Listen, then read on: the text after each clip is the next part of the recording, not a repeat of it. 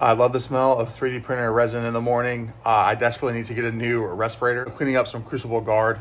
I wasn't going to, but I realized that in my like going crazy and selling everything, I sold all of my War Machine armies except for Menoth and the new Dusk stuff. And obviously it's going to be several months until I can play Dusk. I don't want to play Menoth this year, so I need an army.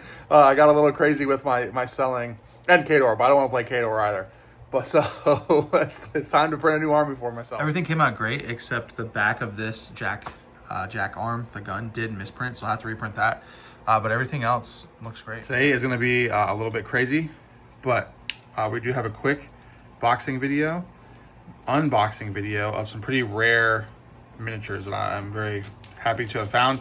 I've actually only seen these. Some of these I've never seen before, and some of them I've only seen in real life like once. And I missed out on them, so I snagged them up this time. So let me get this box open. I'm doing this all the way from the frozen wastes of Canada, which in these trying times is pretty far away, sadly. So very well packaged.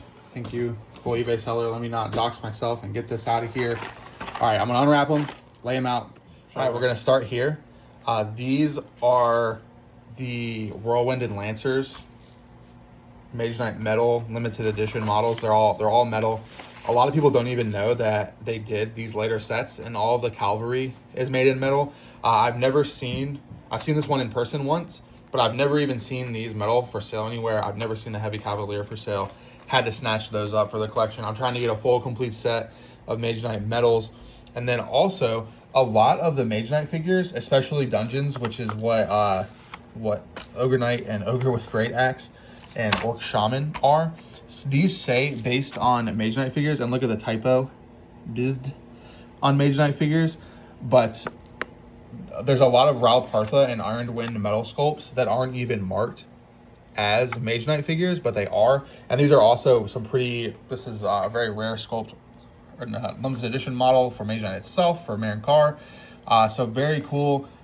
This is Morg Blood Spitter. This is Barber Herk, or not Barber Herk. Is it Barber Herk? I think so. These are all Dungeon Heroes. This is Mortis Draconum. He's a little big sneaky dragon guy with metal claws, and half Troll Berserker, just a cool screaming orc. So very cool pickup. A lot of people don't know these exist in my experience. If you're a Mage Knight fan, get out and try to find them after I finish my set. And someday I'll make a video on the set. I'm keeping them sealed for now. Some of them I have loose. My plan is to collect them all, and then I'm going to try to go back and paint them all exactly how they look. And the Mage Knight medals and the Chainmail medals are really the only thing that I'm like collecting and keeping in the box, because those were the two things that got me started in the hobby. It wasn't actually Warhammer figures, and I was so afraid and so like discouraged because I couldn't paint like the box art.